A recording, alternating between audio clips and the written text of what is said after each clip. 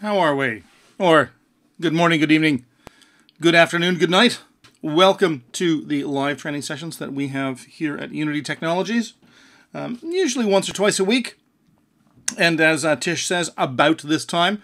We do reserve the right to be able to change and chop and change the time around, sometimes earlier, sometimes later. It seems to be habitually Mondays at 8 o'clock, which was set by Mike Geig and his schedule in the United States.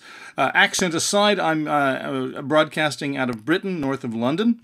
So this is my afternoon. It's 8 o'clock in the evening. It's 8 o'clock in the evening, though it's still bright daylight outside here. So what are we going to talk about today? We're going to talk about Unity tips and tricks. And this is going to be sort of a junk shop, flea market smorgasbord of little things that I thought don't really roll up into any particular session. What's my first pro tip? Pro tip number one, it's Unity. It's not Unity 3D. Unity 3D is the domain, and that's just because, heck, if you look for Unity as a domain, they're taken up by all sorts of things, electronics, parts distributors, churches, you name it. Unity 3D is our domain name, but the name of the product is Unity. So whenever you're writing about it, don't use Unity 3D. Hey, those guys at Unity 3D are great. Those are arguably the people hosting our website. The other one is Mechanim. Where am I going to go? Let's go to documentation. And then let's search the manual for Mechanim. Oh, that's not going to work because there's no H. So another pro tip, it's Mechanim with a C. Come back here, silly little thing. Autocomplete. Mechanim! So Mechanim with a C, not a CH. Let's our two little pro tips. It's Unity and not Unity 3D, and Mechanim with a C, not Mechanim with a CH. So we'll go back and take a look at our Learn site. It's a little bit circular. I know you wouldn't be here if you didn't know what the Learn site was about, but I do think it's important to talk about that there's the Learn site, there is the tutorials, the documentation, obviously here the live training in our community. When we're looking at the community, when you look at the forums, fantastic place to do to get our answers. We've got our support team pushing really hard to get to as many people as possible on the forum. We've been asking our devs to spend more attention on the forum as well. What I want to show here, though, is teaching section. Don't forget that we also have the teaching section, and this is where we're going to have our Q&A for our live training sessions and our tutorials. There's the Q&A for the free live online training that you're doing now. So if you want to make questions, comments, suggestions, you want to think of a subject you want us to teach, come to us here at the free live online training for Unity Technologies thread. Official learning resources, where to start. You're just getting started, come here. You have a friend that needs to get started, point them at that thread that gives us a quick overview of what's going on. And answers. I like answers because if you need a discussion with someone, stay on the forum. If you want an answer to your question, come to answers, post your questions here, and that question and answer feedback. You can see this one has 2 answers and 3,000 views. And someone has chosen their best answer. But there is a little bit of a hidden thing that I'm not sure that people know about under the in the Unity site, which is unity3d.com/search. And then this is a Google custom search engine that is restricted to all things Unity. So if you wanted to search for, I don't know, scriptable objects,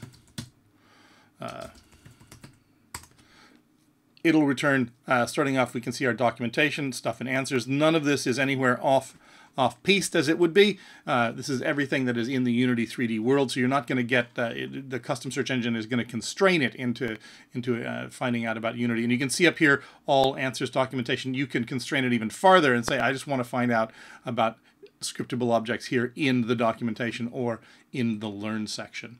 So you can, so it's a nice little bit of information there as to where to search for stuff. But our documentation goes farther than that. When we're looking at code, let's see, do I have any code up? Oh, yes. Now, this is something we'll get into a little bit later on, something I plan to talk about. If you want to find out anything, when you're in our documentation and you're in your scripting reference like we are now, and you want to find out about, let's find out about something that we want to know about, say a rigid body. you can select any term that we have in our scripting reference, and you can hold down the Command key on the Mac or the Control key on Windows, and then the single quote key. And that will pop you into the documentation. And we can see that it is everything in our scripting API that has to do with rigid body, with the that base rigid body here at the top. So when you're writing your scripts and you're in your script editor and you're trying to figure out what you want to do, you can get some help with some code completion. But if you want to look at our documentation, I'm trying to think of something that's particularly Unity-like. Collider. Select that, Command on the Mac, Control on Windows, single quote, and there we go, right into the documentation. So there's the collider, attached body, bounds. So we can go straight to the documentation from our scripting package. Some of the third-party scripting packages also include that same shortcut. So give it a try if you're running somebody else's third-party solution. I know that there are some in-editor applications that you can get that run scripting inside Unity, which you'd need to get from the asset store, which is also a good pro tip. Get stuff from the asset store. They also often use that Command or Control single quote to take you straight to the documentation.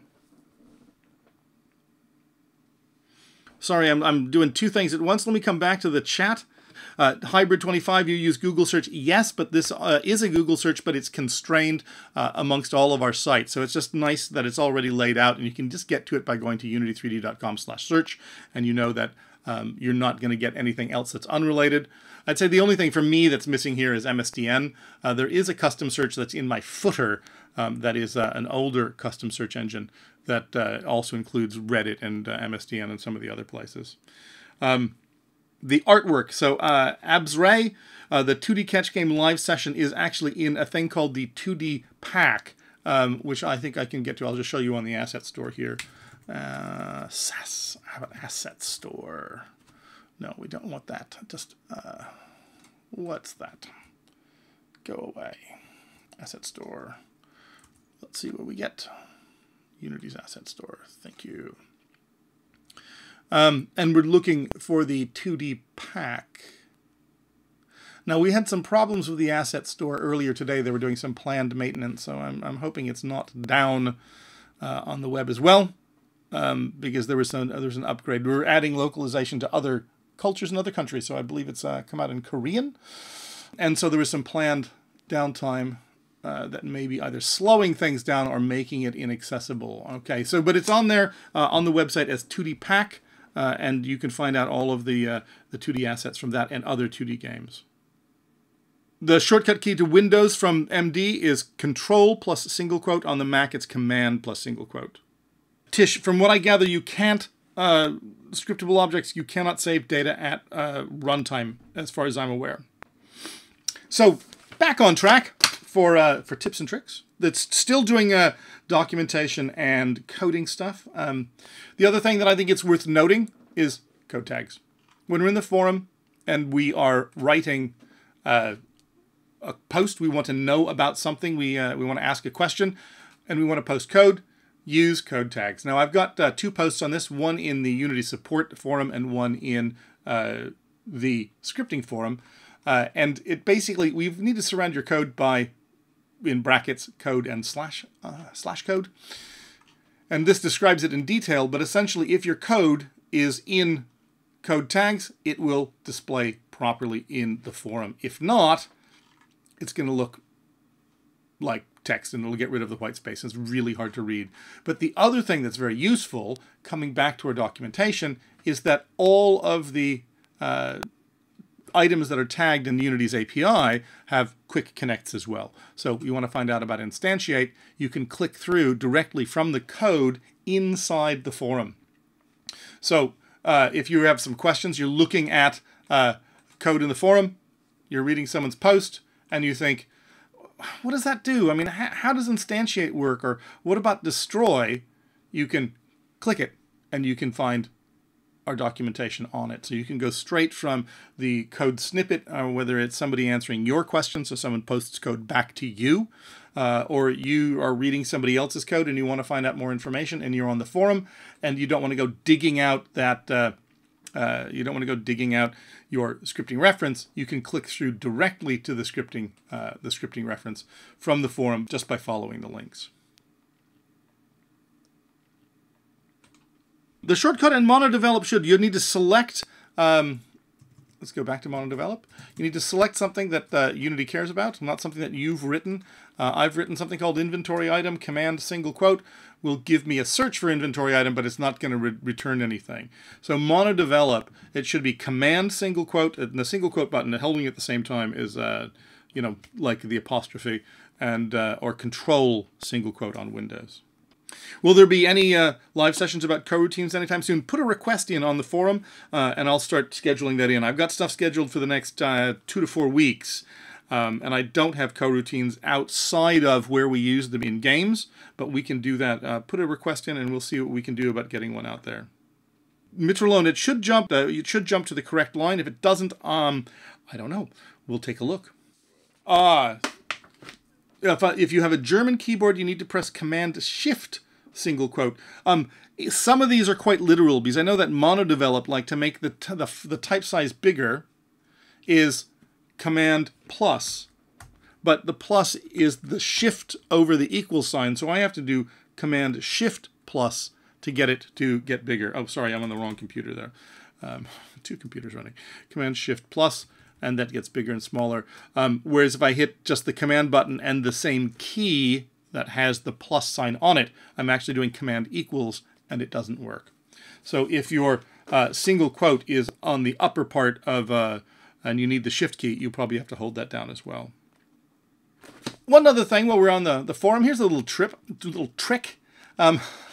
Completely unrelated to Unity per se, but it can be very useful if you're wanting to find a question, an answer to a question, and you're making a post. I'm going to do a temp one here. I'm writing a response. This is my response. I want to ask another question. I want to show more detail. Here is a screen capture. And then I capture the screen. Oh, come back here. There we go. But I'm using Dropbox. And frustratingly enough, when I didn't want to do that. Come back here. When I try to make an image from Dropbox, the URL isn't going to work, because it's going to the World Wide Web and it's an embedded page. But if you simply change www to DL for download, it'll insert the picture. So, hey, is that a pro tip that has nothing to do with Unity? But it's very useful when you're posting things on the forum and you need to include that screenshot, or you need to include an image that you're hosting on your Dropbox. You can change www to DL, and the forum will be able to display that image. Now, another bit, when we're here about answering questions and trying to find solutions, you want to ask a question, you want to have a quick response? Well, how about IRC? Hello, you are all live on my training session. Say hello. So this is the IRC. Some people look at me and say, IRC is still going on? Well, we've got 206 users currently online. And where do you find out more about this? Well, if you go to our community page, and down here, Unity Chat, and they give some links to some clients that you can use, because you do need an IRC client, or a client that will run with IRC. And it's I guess hashtag at this point, pound Unity 3D on irc.freenode.net. And here you can ask questions of people live. If you're polite and you're nice about it, they often get back to you. There's also a fun chat channel that you can read here. So please be aware of IRC, come contribute, pay it forward as well. If you're working from home, You want to be able to talk to other people who are in Unity. We've got 95 people in the chat side and 206 people on the working side. So please drop by chat. Come say hi.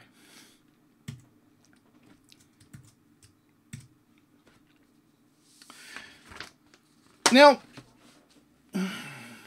there's some particular pages that I think are important to know about in our documentation. This one I did not know about. When going through the manual, scripting pages, scripting overview, execution order of events and functions. When you're dealing with scripting, sometimes it's very important to know which things are going to happen before other things or after other things. And this particular page, manual execution order, goes ahead and talks about it. And not only does it describe the order of every one of the functions and what happens between the frames and rendering and how does coroutines work, but we also have a wonderful little flowchart. This is the script lifecycle flowchart. It talks about what the editor does, how it goes to the initialization of an object, how physics work, where it looks at inputs for events, game logic, scene rendering, gizmo rendering, and then finally comes down to disabling and decommissioning. So if you disable, destroy that particular game object, or if you get to the end of the scene. So this, I think, is a very important page. You can find it by searching for execution, or you can see it simply in the manual under scripting, scripting overview, execution order of events and functions. And I'll go ahead and paste all of this stuff on the archive page. So yes, Dropbox is really great. But at the same time, and I don't really want to get very far into this, but this is relatively easy to set up. If you are sharing a project or you're sharing a project with yourself, use version control. I'm using SourceTree. And I'm using Bitbucket at a free private repository. And so I can save my projects using version control, and Unity is very, very good and works with it very well.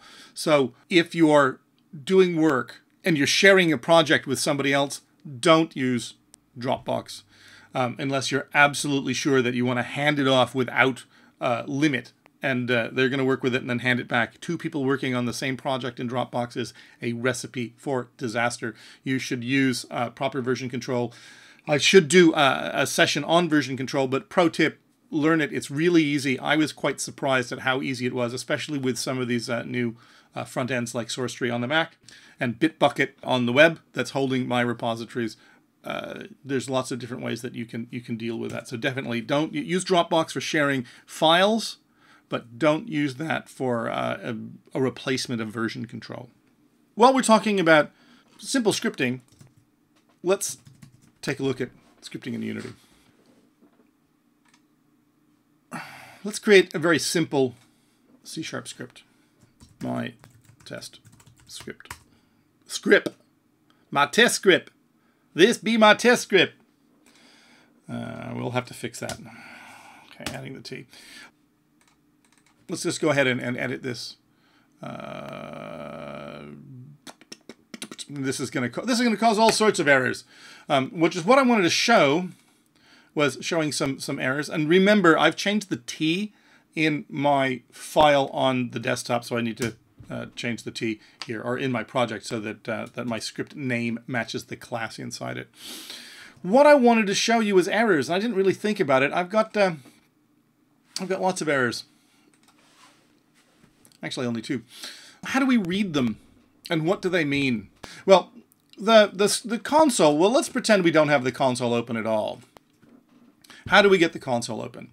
Well, in the footer is our most recent message or error. Clicking that will bring up the console. If we want to bring it up manually, it'll be under Window, Console, or Control-Shift-C or Command-Shift-C on the Mac, and that'll bring up the console. And it's dockable, so we can go ahead and dock that into any one of our panes. And then the console is divided into two sections. You can see if I'm moving this little section here. And the top part gives us a list of errors. And if we have too many, we get a little scroll bar.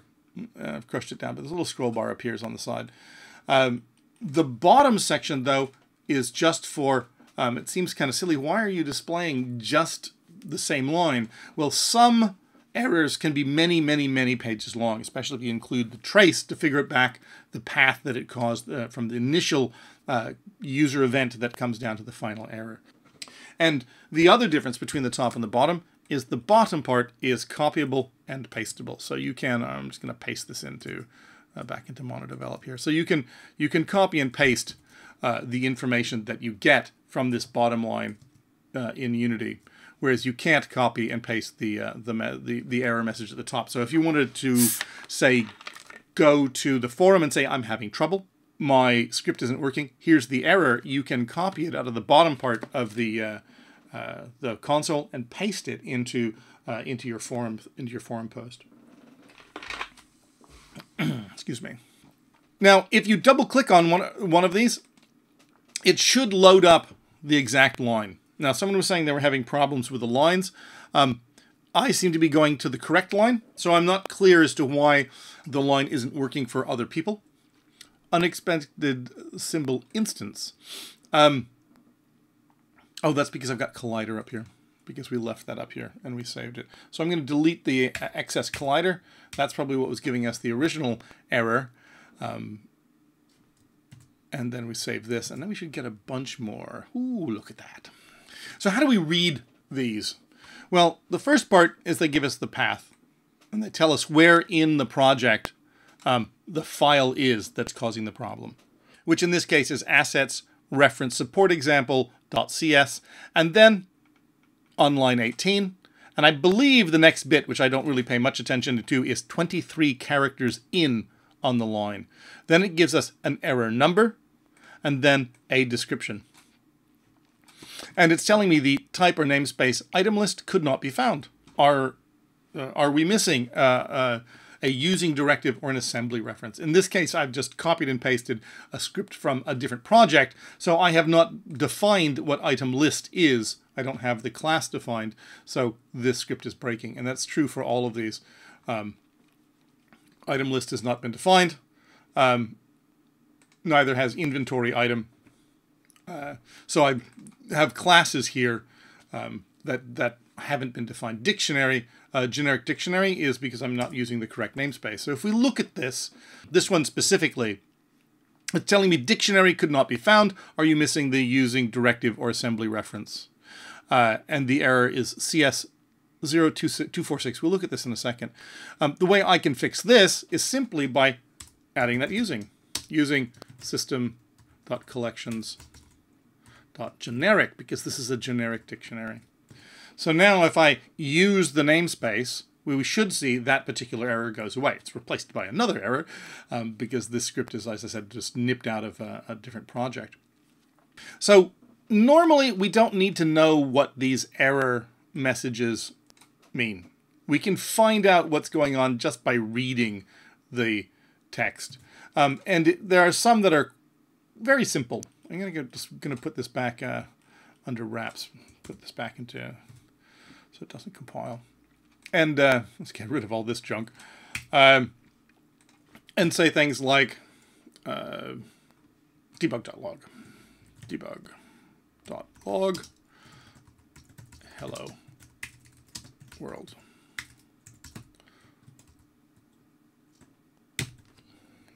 And I'm deliberately missing that semicolon. Save that, come back to Unity, and we'll see that we have an unexpected symbol. And this one's a little bit tricky because we are missing that semicolon. So what it's doing is it's bumping into that end bracket and saying, huh, what's there? And we have a parsing error. And again, we can see the line numbers and how many characters in. And so it should be pretty easy for us to say we bumped into this final bracket. What's the problem? Back up. Ah, we need a semicolon. But let's say we did want to find out what that number is. Well, our wonderful support leader, Graham Dunnett, has given us a nice page, 2 pages here, which you can search in answers, which is, what are these C# error messages for? So here's the other pro tip and trick. Both JavaScript compiler errors and C# error messages. So you can search through these and it'll tell you what they are, and then you can follow the link and you will get a list of other people who are describing that particular error, and you can see that quite a few of them have answers. So these are quick quick hot sort of a grand central station for what to do if you have a problem with an error message. You can follow it through and see if somebody else has answered it. And this one particular one has 2 answers and 2,000 views. So I'm presuming it has actually solved people's problems. So again, I'll paste the URLs to this, but you can quickly search this onto answers. What are the C# error messages and what are the JavaScript compiler errors? So that's sitting there on our answers side. And again, coming back to Unity, just don't forget when you're reading it, you're going to get a path to the script, and usually the first time you click on it, it'll highlight that asset, or if it's a runtime error, highlight the game object that's causing the problem, and then you can see the line number, you can see the error number, and then a description of the error. Hotkeys. There's a blog post. This is slightly out of date because it's missing one thing, but there's a blog post of all of our hotkeys. We have a lot of hotkeys. Did you know that we had selection groups? You can load, you can save and load selection groups. Very useful.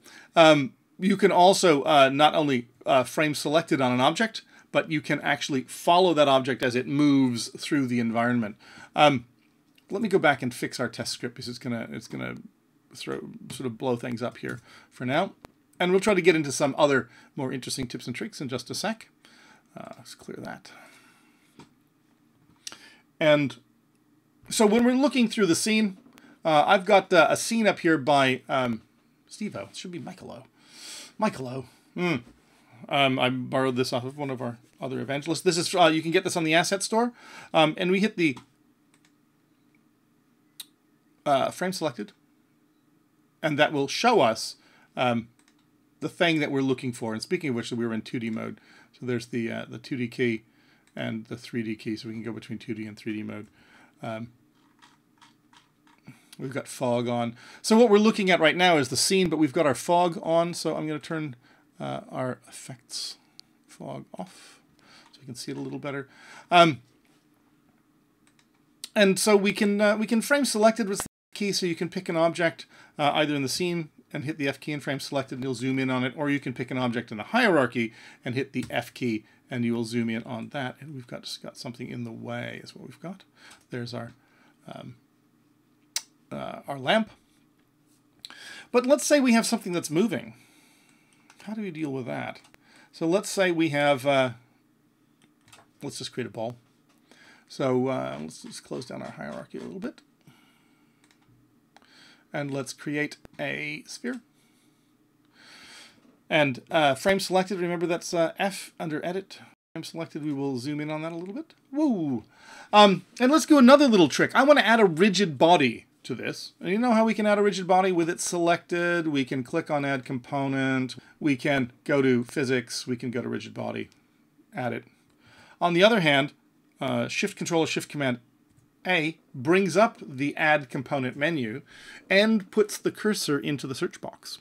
So then I type RI. There's the rigid body, and I hit return. We now have a rigid body attached to the sphere, and I did it by simply Shift Command or Shift Control A, RI, return. And we've got a rigid body attached. So let's save this, and let's hit play, and it's a big, long, slow scene. There we go. Whoa, and it disappears. We've got our little guy down here. We don't need to be. We're not following the first-person shooter. I'm looking at the first-person capsule. I'm looking at the scene view. Let's say I want to follow that ball while it moves in the scene view while it moves through the scene, so I can do some debugging. I'm going to lift this up a little bit higher so we get a better look at it. Let's say 150, and then F for frame selected. So with that selected, and I hit play, it drops, and I can't see it anymore. But if I hit Shift F when I'm in play mode, you see we're now falling with the object. That's Shift F. So in scene view, and again I'm looking at my scene view, not the game view, I can follow that object by not F will focus it, but if we hit F when we're in play, it's going to drop, and we'd have to keep slamming that F key multiple times. But when you hit Shift F, you move with the object, as it goes. The camera, scene view camera moves to the object. So just remember that Shift F is one of the hotkeys that's kind of useful. Yes, and the hotkey for pausing during playing the editor is, it's Control Shift P, Command Shift P on the Mac. And Command or Control P to play and stop, absolutely. Some of the other things that people don't know about is the right click. So when we're dealing with hotkeys, we've got our transform tools at the top, our hand, and with our hand key, hand tool, we can move around the scene view. Then with our translate tools, we can move and scale and rotate. We don't need the Q key. We can be in any of the other W, E, and R. We can be in translate, rotate, or scale, and we can hold down the Alt key, and we can rotate around whatever we're focused on. Alt and Control, and we have zoom. And on the Mac, Alt and Command, we go back to that pan key. So those are really nice shortcuts. But the nice thing that a lot of people don't know about is the right mouse button means that we're now pivoting around the camera in first-person mode, unlike the Alt key and left mouse, where we're rotating around our focus point. With the right mouse, we're rotating around the camera. And if you hold down the W, A, and S keys, you can fly through your scene. So when you're holding down the right mouse button, you're acting kind of like you're in flight mode. There we go. And it is the way you're facing. You're not going to be able to go up unless you face up. So there's no rise ups. But if you're holding down the right mouse button, you can look around with sort of mouse look, and you can fly using the W, A, S, and D keys. Now, one of the things that people have worried about is saving their game while playing.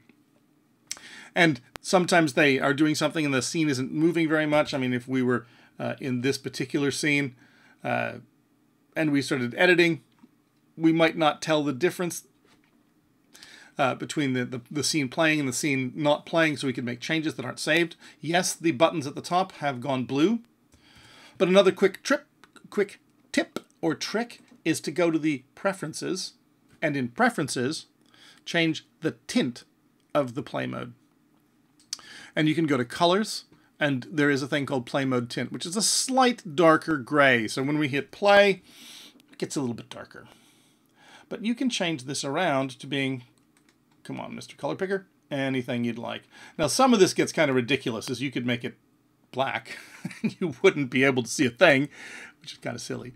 But you could pick a tint color that is very obvious and something that you wouldn't normally have, and still be able to read what's going on. So it reminds you that you are in play mode. So you can give yourself a good strong tint color. And that's easily resettable. 100. So another quick tip: so just if you find yourself in play mode and not trying to making changes that you can't save, hint yourself that you're in play mode by changing the tint color. Other editor tricks: debug mode. Little pull down button up here, which gives us some nice little options. One of the big ones here is debug. And when we're in debug mode, the inspector changes. And a couple of things that we get to see, which I haven't really found that useful, but I'm sure if you're debugging something very big and very important, you might need to know. Things like the instance ID of the game object, the local identifier in the file. But one of the things that is very useful about this is that if you have private variables, things that you can't normally see in the inspector, but obviously Unity does know about them, well, then if you're in debug mode, you can go ahead and see that. So let's just create a quick script here, and let's add a private int, my int, and private bool, my bool. Probably good enough for example purposes. And that's in my test script, and we can drag that onto our sphere. Oh, there it is. And you can see that those two private variables are not visible. Debug mode. And there they are, my int and my bool.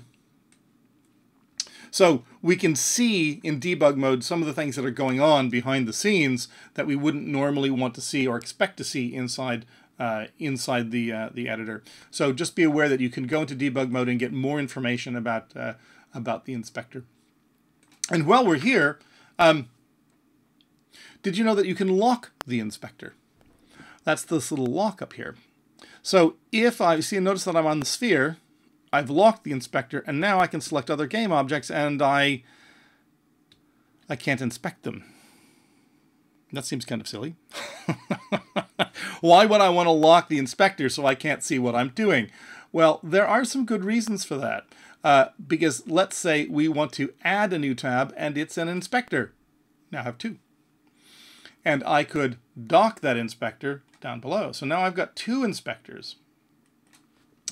What could we do with this? Well, let's lock the one at the bottom, and I'm looking at the ground, and then I can look at the sphere, and I can start to compare two game objects side by side by having two inspectors, one of which is locked to a particular game object, and the other of which is free-floating. I can make as many of these as I wanted, so I could put 5 or 6 game objects next to each other. There are some other useful applications for this. So let me unlock this inspector down here.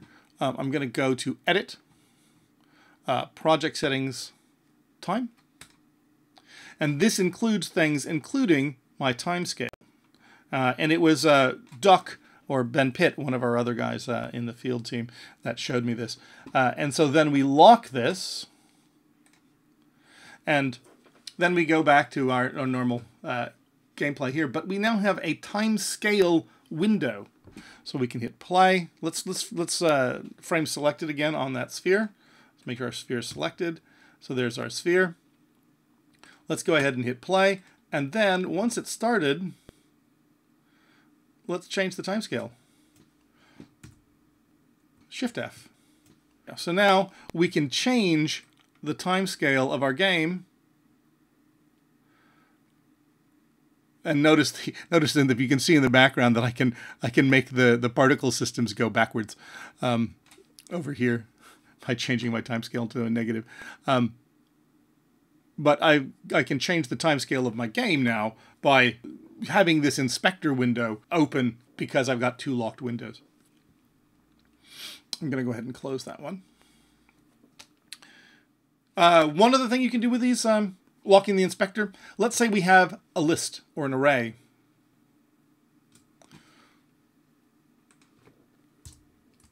Public, say game object array. And let's just call this my, my go array. And we come back to Unity, and there it is. Come on, compile. You can do it. So there's my game object array. And if we had a bunch of game objects, let's say, let's make some cubes. And then I'm going to duplicate this a bunch of times. 1, 2, 3, 4, 5, 6, 7, 8, 10. I want to add these cubes to this list. And one of the things that I can do is, select my sphere, which has the array on it, and you can drag one at a time onto the list. And by putting it over the name, it'll add it to the array. But this is a pain. I've got to add all of these. And what if I miss one and I misdrag it and I drag 2 at once? But if I come here and I try to select a group, I'm no longer inspecting my sphere. I'm inspecting this group of cubes. So one of the things that you can do, I'm going to clear this out by just making that 0. Back to 0 again. I can lock the inspector, so I'm not looking off of my group of cubes. I can select my group of cubes and then put the group of cubes onto the array, and they've all gone in. So one other fun trick. We're running out of time. Still have got lots of these little tricks. I mean, only on page 1 of about 5 pages of trips. And I wasn't sure. I'm going to do some more of these sessions and see where we go. This is a moody map of... just delete these guys here. So I've got a pretty... here's another one. Shift space. And we get full screen. So we've got a pretty moody gray skied box around our little game here. Let's say we want to make it nice and sunny. we can change out the skybox. So go to our skyboxes in our medieval environment. Where is it? I'll search for sky. Skybox. So there's our skyboxes, and here's sunny, and there's the sunny material. So I can go in my scene, I can go to my edit, just let's go edit render settings, and then change out my skybox. And let's put in sunny. Yay! Okay, so suddenly I've got a nice bright sunny skybox, but I still got that, you know, Game of Thrones moody kind of lighting. And I also need to change where the sun is coming from. So let's take my directional light, which is going to be my sun, and I'm going to reset its position just because I want to know where it is. I'm going to lift it up by 100 and then frame selected on it. So there it is. I just wanted, it was buried. I happen to know that the sun is, this directional light is buried inside the town somewhere, and it isn't very helpful. But how do I get this now to point as if it's coming from that sun? Well, the trick is to put the light on the sun, just like that.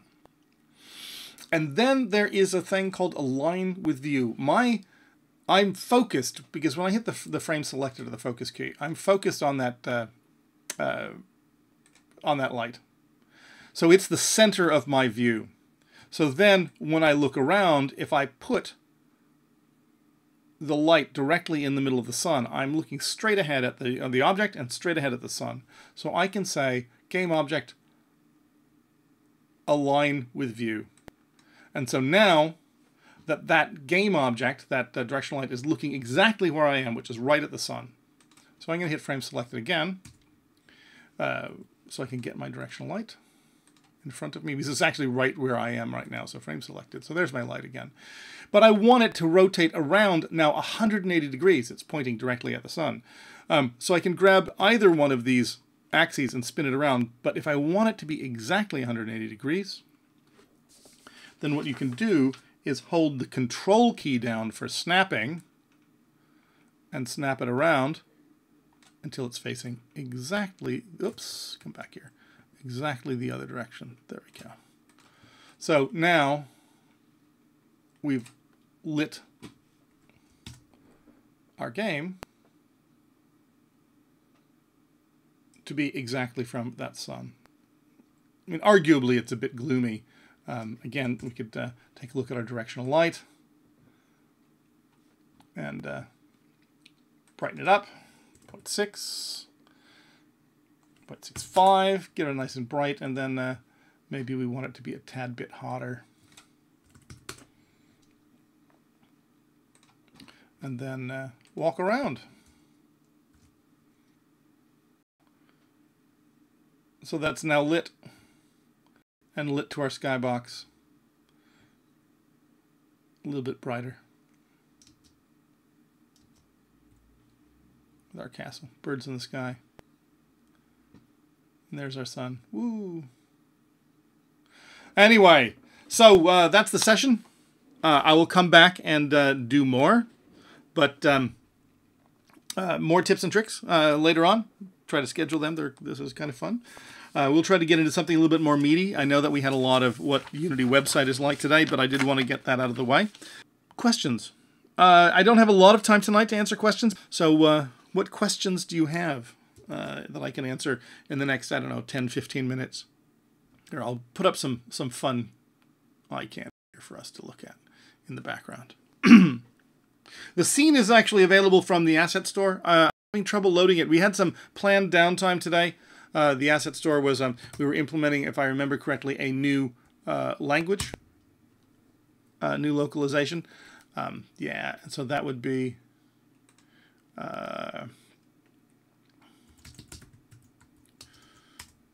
is he still Michael O? He's changed the name of his company. Yep. Manufactura K4 is who this is from, and this would be not Medieval Village, it's Medieval Environment. At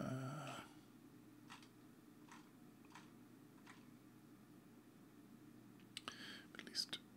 But anyway, you can search for Manufactura K4 or Michael O, Dark City Pirates Island, Medieval Environment. Here it is. I'll post that for you in just a second. So this is the environment that I'm using. We come back to something, again, so like I said, something sexy. Yeah, I believe the birds are particle systems. Contab 9, I did not model it, obviously. I got it from the asset store, which I can use for demo purposes. You can purchase it from the asset store. How long did it take for that to be modeled? That's hard to say. It really depends upon how fast you are. He pumps out a lot of material. He's a very fast artist. The trains and the bird do look good. Turcotunali. There is a video about terrain building in the archives, but I would like to do one as well, more into sort of terrain sculpting. But we will. It's on the plans, but I don't really have it. I don't have a date for it yet on how you make terrain. But essentially, you pull and push it around. I mean, I can show you very briefly. You have to realize this is going to be not as pretty as Michael O because we don't have the time. But there is a demos. He gives us a blank one. Test scene. Don't save.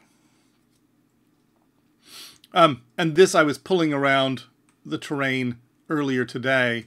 So you can see it's just, I was actually having a fun fuss with it. So I'm going to bring this all down, use a big brush, and flatten it. And so essentially it's a big grid of triangles in a square plane terrain, and we are given brushes to change the height and brushes to change the textures on it. And then what I'm doing here is I'm using a brush to just sort of flatten everything down. And I'll show you in a second. There's probably a way I can just flatten it. I've forgotten how. I haven't done terrain per se in a for my own purposes in quite some time. But so I'm just using this to pull the height down. So then we can put the height up. We can put the height to a level. We can pick a level. We can also soften things. So I mean, if I want to soften these edges, I can just sort of generally soften what's going on. Woof! It just relaxes all the math that's making these. So what we do when you're making a quick terrain is you pick a bunch of different brushes and you can raise or lower the terrain. Make it as rough. This is very strong. You can change the, how strong things are. This is making it, like I said, way too rough. If we wanted to, we could soften that back again. And we end up with some rough shapes for our terrain. You can then paint your textures on top of it. You can then paint, you can add trees to it. Now I'm going to go back to the one that we just were in. So you've brought up your terrain, but then you also have to be careful about the additional modeling that you do, because if we look carefully, we'll see that there is terrain here, which if we were to fuss around with it, you can see it's changing. And it's part of the undo chain, so I can undo all those changes. But then you get objects like this, which is a rock that's been added on top of the geometry to make it look even rougher. So the softer things you can do by pulling the terrain around in the terrain tool, and then you add your trees, you add your geometry rocks on top of it to give it that feel. If that makes any sense. The question was, will we make a security class, and can we show how to use get and set? And the answer is yes, we can do that. I would again say go down to the teaching section and put in a request, and I'll take a look at what people are really looking for, and I'll start to use that to pick which classes I do next. What software do I use for version control? Currently, I'm using Mercurial or HG, though there are many other solutions to that. And the software I'm using is a source tree on the Mac, and I'm saving my files on Bitbucket. But again, there are a bunch of different choices. Could I print that hotkey page? Oh, yes, I probably could. No, I did. I did. That's coming up. Did I do that? The blogs page? I thought I did. That's the blogs. The hotkey page, yeah, is back there. It's I did send it. You'll have to back read in chat. And the birds are a particle. Ab949, in your upcoming tiles video, are you going to go into doing collisions for the tiles like a Mario-style platformer? No, this is primarily scrolling backgrounds. That's going to be primarily how to do scrolling backgrounds and how to build up an environment, a scrolling environment, probably in 2D or 2.5D. But we can do something where it's going to make a big difference also with our edge effectors in 5. I'm probably going to do a lot more Mario-style stuff in 5 because the way you can jump up and through platforms. Turkatunali, I do believe that I can play and update C# script in play mode to see effects in real time, but and now it tries to compile and reset the scene. You can make changes to your game during playtime, but you can't save those changes in the scene. And in some cases, if you make a change to the C# script and you save it, the scene may lose track of where it is, because when it goes through the process of recompiling, it takes data away from the scene, saves it internally, reloads the assemblies, and then brings everything back. And occasionally, depending upon how you've done your scene could not play right after there's been a compile during playtime. So just be careful of compiling during playtime. It's best to do it during edit time. Add 1B, yeah, I'm going to do something that'll compile all of these tips and tricks together. I'm not just sure where, when, and how. Contab 9, could you please make a simple tip on how to create water in Unity? The best thing to use is one of the water textures. If you get into mesh deformation, trying to make waves rather than just the appearance of water, then it becomes incredibly more complicated. And we could try to do a class in that, but it's certainly a subject that lasts longer than a day. Let me just look at we can look at the water that they've done here. Pink. This is using, if we frame selected on it, it's going to be, it surrounds the entire horizon as far as the eye can see so that it looks normal. But you can zoom in on it, and it is just a plane. So if you get below it, it disappears. So it's a plane with a texture. But it looks pretty good when it's running. And this is, actually I'm gonna look at it in the scene view mode. Come back here, please. There we go. Turn off maximize on play.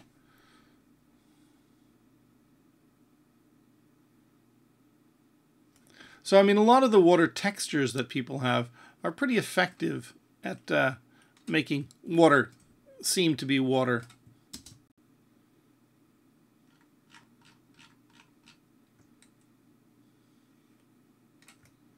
And this is just a demo level. It's not really a game, so it's not seated properly in the it's not seated perfectly the way you probably would make a production level. This is just to show off the assets that he's selling. So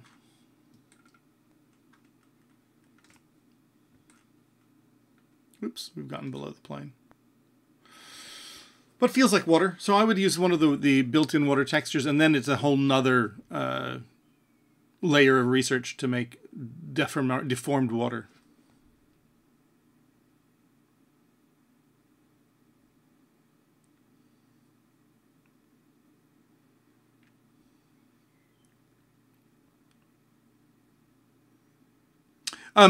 So Contab, if you're very interested, there's a big thread. Let's see if I can find it on the forum. It's in my watch list, but I'm not sure how to get to those in the new forum. So let's do community water. There we go. And this has spawned a lot of debate. It's been around for a long time. It's somewhat idle now, but it's definitely worth a back read through some of the things that people have done, taking some of the code that's available. And it is using deformed meshes and that sort of thing, and buoyancy. But it also is relatively intensive on the device. So let's see if I can find it.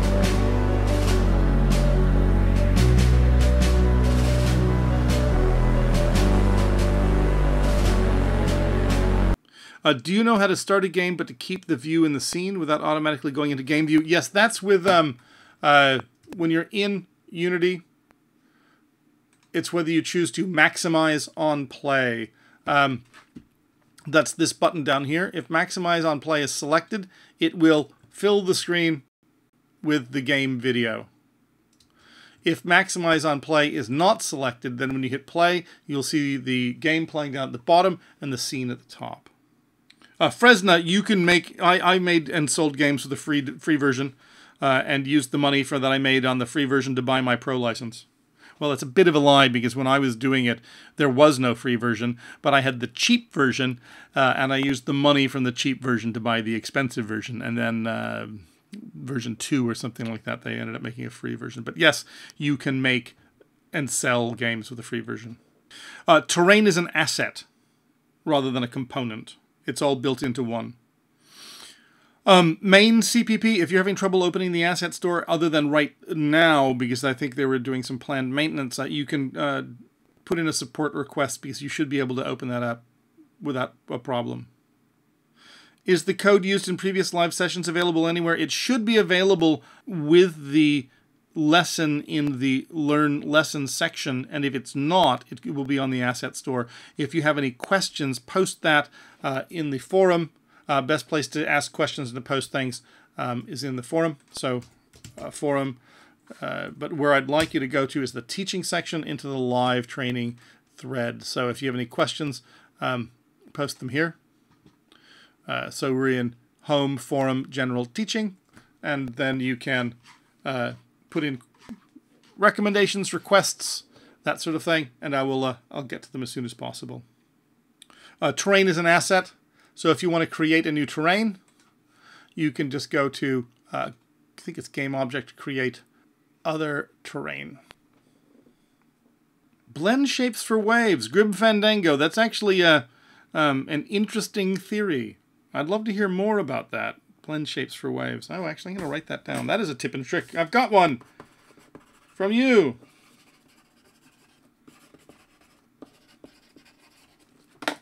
Oh, I've come down to the end. Thank goodness. I didn't get into platform-specific code. I'm going to do another one of these. I'm going to keep these up because I think they're fun. It's a great way to load up a bunch of just sort of little things that don't fit into any other suggestion. So yes, we will do some more. I need to get out of here. Thanks for coming. Let me just throw up some of our typical end banter here.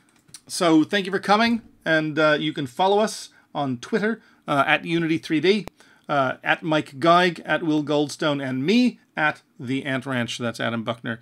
If you have any suggestions, please leave them in the teaching forum under the topic or thread live training. Any suggestions, criticisms, comments, care packages, that sort of thing, leave them there. We will be doing more, and I will be doing my best to get these up fast. So I've got to get this. I've got 3 of them to get up. So that's going to be my next few days. Editing these down and getting them up. Cool. All right. Thank you very much. I'm going to leave up some eye candy for a little bit, and then I'm going to sign off. But I'll give you something to go home on. All right. Thank you very much. I'm going to go off, Mike.